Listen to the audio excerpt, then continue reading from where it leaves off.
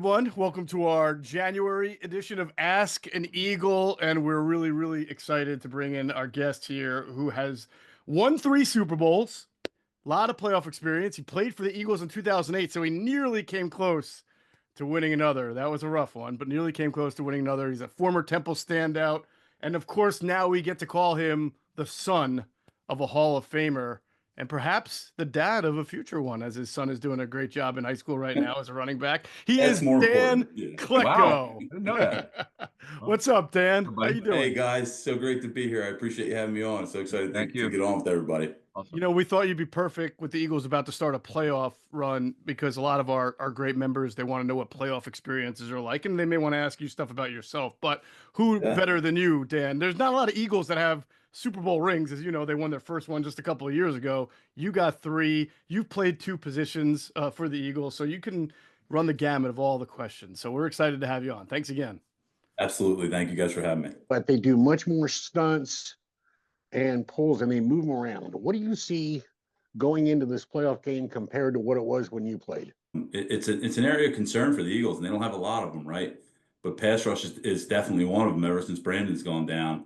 It's a place they've kind of lacked production. They brought in Bryce Hall from New York, who, I know he got hurt, but even before that wasn't really living up to kind of even what Hassan Reddick was. But the way the game has evolved, it has gotten so much faster. The game is just happening faster, right? Like when I played, it was still that mold of the bigger offensive lineman, the bigger defensive lineman. I played for Bill, obviously, who, his mold was still that old Giants. It was the linemen were huge, the linebackers were just as big. But now, hey, look, the game is all about getting to the quarterback, right? It is more of a passing game. You say that on the heels of a 2,000-yard rusher, almost 2 of them this year, but still, it is a little bit more passing-oriented league. You look at the way the quarterbacks move in and out of the pocket, so I think it's imperative to have those guys that can get after the quarterback inside and outside. Playoffs? We're talking about playoffs? You bet we are. Get in on the action at DraftKings Sportsbook, an official sports betting partner of the NFL. Scoring touchdowns is the key to winning in the playoffs, and you can score big by betting on them at DraftKings, the #1 place to bet touchdowns. Ready to place your first bet? Try betting on something simple, like a player to score 6. Go to the DraftKings Sportsbook app and make your pick. The lines are already up on DraftKings. The Eagles 4.5-point favorites against the Packers. Lines and odds are subject to change. New DraftKings customers can bet $5 to $200 in bonus bets instantly. Download the DraftKings Sportsbook app and use the code BIRDS pregame. That's code BIRDS pregame, all one word, for new customers to get $200 in bonus bets instantly when you bet just $5. Only on DraftKings Sportsbook. The crown is yours. Gambling problem? Call 1-800-GAMBLER. In New York, call 877-8-HOPE-NY or text HOPE-NY 467-369. In Connecticut, help is available for problem gambling. Call 888-789-7777 or visit ccpg.org. Please play responsibly. On behalf of Boot Hill Casino and Resort, 21 plus age and eligibility varies by jurisdiction. Void in Ontario. Bonus bets expire 168 hours after issuance. For additional terms and responsible gaming resources, see dkng.co/audio. For the longest time, the Eagles were 4-3. It wasn't until recently that they became a Fangio-like 5-2 front with Gannon. Yeah. And then I can't remember a defensive line that twisted and stunted as much as we've seen, not just this year, but even a little bit more last year, because Washburn was straight, just go to the quarterback. And Right. It's tough to rush the passer in this league. There's a reason 22 and a half sacks, over what, 500 or 600 passes in a season is still the record after all these years. It's hard to get to the quarterback. So you got to scheme up these O lines. You got to put pressure on them.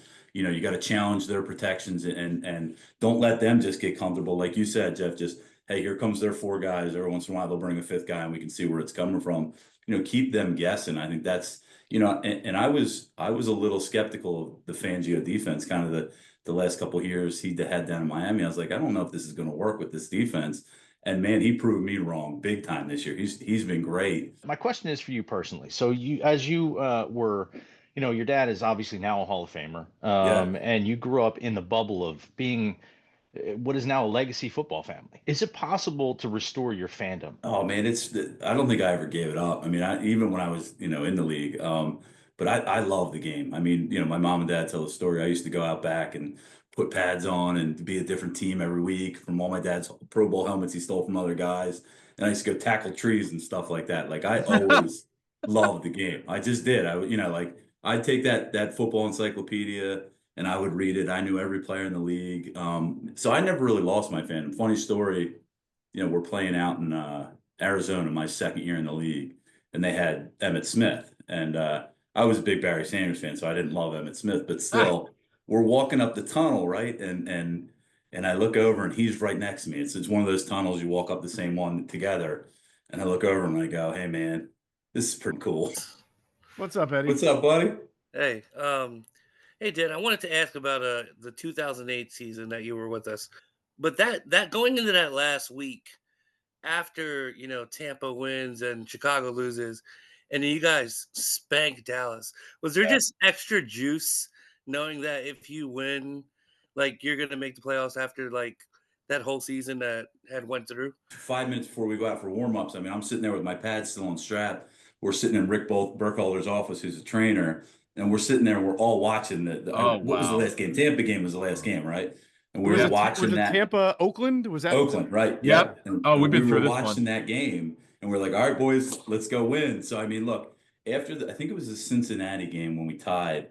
After that game, I think we started to go on a tear, right? That was after Baltimore. No, it was after you guys lost the Baltimore game. Baltimore, the following that's what it week. was. Then you benched Right. Donovan, and then he came back on Thursday night against Arizona. Yeah, there was, and then it was just it was a kind of like playing with house money, right? We go up to Minnesota, we win that game, we beat the Giants. They're the #1 seed coming off the Super Bowl, right? And so we're thinking, I knew Arizona was going to be a problem just home, and they had been playing a lot better in the week before they smoked Carolina. So I knew it was going to be a game, not like, Thanksgiving, but man, and no one was going to tell me we weren't like a team of destiny. What was your favorite position to play? I think it was my first preseason. We were a little thin at outside linebacker, and our team was older, like Willie McGinnis and all. And they're like, Willie, you take camp off. So I was playing outside backer. And my first preseason game, I had 3 sacks, 2 tackles for a loss. I couldn't drop into coverage, but I'm like, oh, the NFL's going to be easy. I was like, this is easy. 3 sacks? Yeah. I do remember there was like I'm from Central Jersey, so there was an article in the Asbury Park Press, and it said like Kid Dynamite, and it listed all my stuff out, and I'm like, oh, this is going to be awesome. Never played it again. So let's go through all the alignments. Yeah, I was the nose. I had the no end. I'd spell Seymour sometimes, and then I was the nickel rusher, so I'd go in at 3 technique. Right. I'd be like the emergency outside guy. And then my second year, I was actually like trying to be groomed to be Teddy Bruschi's like kind of replacement or backup or Roman Pfeiffer's at middle linebacker.